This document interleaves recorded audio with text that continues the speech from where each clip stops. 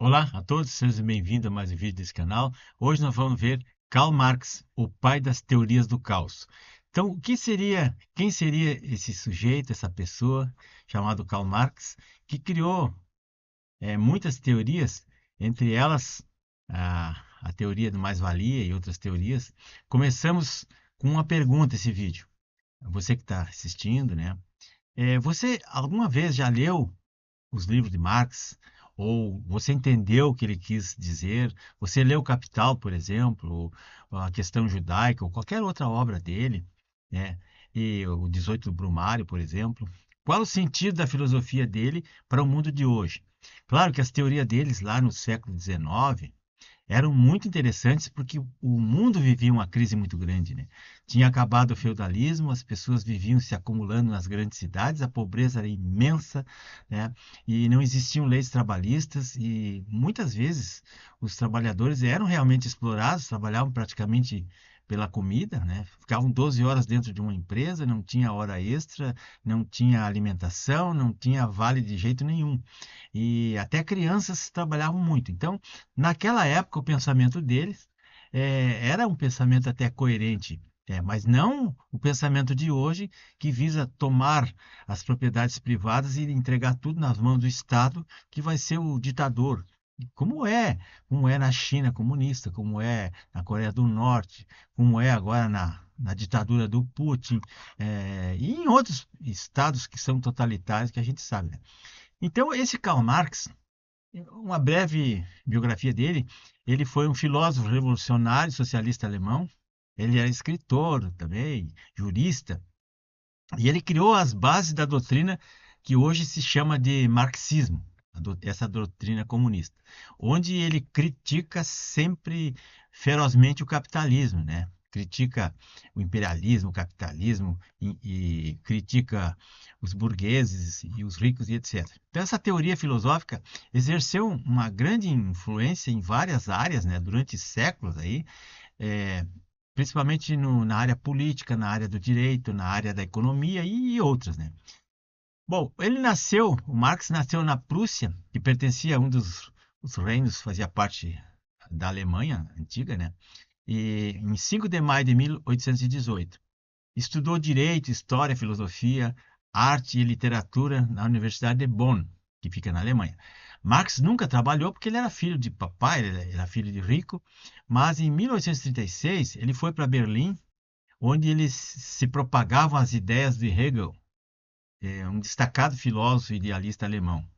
E Marx se alinhou aos hegelianos, que eram os pessoal da esquerda, e que procuravam analisar as questões sociais e fundamentadas na necessidade de transformação da burguesia da Alemanha da época. Na verdade, muitas das suas obras, como por exemplo o próprio Capital, que é um livro imenso, tem 3.000 páginas, não foram escritas por ele. Ele foi fazendo um condensado, uma coletânea de publicações de vários filósofos, e foi interpretando a maneira dele e colocando aquilo ali, ele e os amigos, né? E pegou tudo que os economistas da época questionavam e colocaram ali. E ajudaram a montar a famosa teoria marxista. Hoje nós sabemos que grande parte das obras dele foram plagiadas, não foi ele que escreveu, ele apenas interpretou e juntou vários autores que o antecederam. Bom, por motivos políticos, né, o Marx ele não conseguiu ser nomeado professor nas universidades da Alemanha, porque eles não aceitavam os mestres que seguiam as teorias, as ideias do Hegel. Então ele dedicou-se ao jornalismo, né, escrevendo artigos para revistas e jornais alemães. Mas a censura sempre impedia as publicações dele, né? E em 1842 ele mudou-se para a cidade de Colônia, na Alemanha, e assumiu a direção do jornal Gazeta Renana. Mas logo depois da publicação de um artigo sobre o absolutismo russo, o governo teve que fechar o jornal. Em 1843, ele casou-se com Jenny, que era irmã de um grande amigo seu, o Edgar von Westphalen. Então, esse casal, ele se mudou para Paris depois, onde Marx, junto com Hegel, funda a revista Anais Franco-Alemães, publicando artigos do Frederico Engels, que é o amigo dele, como a introdução à crítica da filosofia do direito de Hegel e outras. A Questão Judaica, que é um livro dele, e ingressa numa sociedade secreta chamada de a Liga dos Justos. Mas aí, por causa disso, ele é expulso da cidade. Em 1844, o Marx começa a escrever no jornal Voinartes, em Paris. E as opiniões desagradaram ao Frederico V, que era o imperador da Prússia, era um ditador, né? E então esse ditador pressionou o governo francês a expulsar os colaboradores da publicação, entre eles, claro, o Marx e o Engels. E então eles ficam obrigados a sair da França, ele vai para a Bélgica e dedica-se a escrever teses sobre o socialismo e mantém contato com todos os operários europeus. Lá ele funda a Sociedade dos Trabalhadores Alemães, juntamente com o Engels, e adquiriram um jornal, um semanário que se chamava a Liga dos Justos, uma entidade secreta de operários alemães, com filiais em toda a Europa. E o segundo congresso dessa liga eles foram solicitados para escrever um manifesto sobre o comunismo, que é o famoso manifesto aquele do, do, do Marx. Em 21 de fevereiro de 1848, com base no trabalho de Engels, os princípios do comunismo, né? Marx escreve o famoso Manifesto Comunista, que muitos dizem que foi um plágio também, onde ele esboça as suas principais ideias sobre a luta de classe e o materialismo histórico, criticando o capitalismo e expondo a história do movimento operário. E termina com aquele apelo famoso, né? Operários do mundo, univos. Pouco depois, Karl Marx e sua mulher são presos e expulsos da Bélgica. E aí ele ficou se exilando de país em país até que finalmente ele se instala em Londres, em 1864, e funda a Associação Internacional dos Trabalhadores, que fica conhecida como a primeira internacional socialista e tal. E com a ajuda dos colegas, né, e o Engels, ele publicou em 1867 o primeiro volume da sua maior obra, a obra-prima, que era O Capital. Ali ele sintetiza toda a crítica à economia capitalista e apresenta algumas soluções e tal. A obra foi considerada plágio também por diversos autores posteriores, né? E muito contestada pelas contradições que trazem ali dentro da obra. À medida que o tempo passa e o progresso da humanidade vai avançando, a obra vai se tornando cada vez mais obsoleta. E o que sobra do marxismo de Londres, né?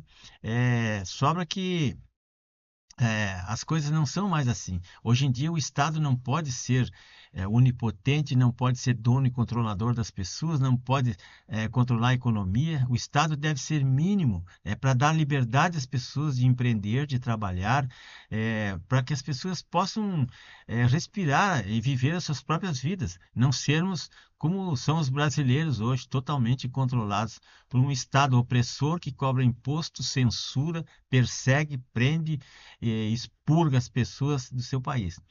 E a desgraça toda do socialismo, do marxismo, foi graças a uma interpretação errada dessas teorias que na época até tinham algum sentido.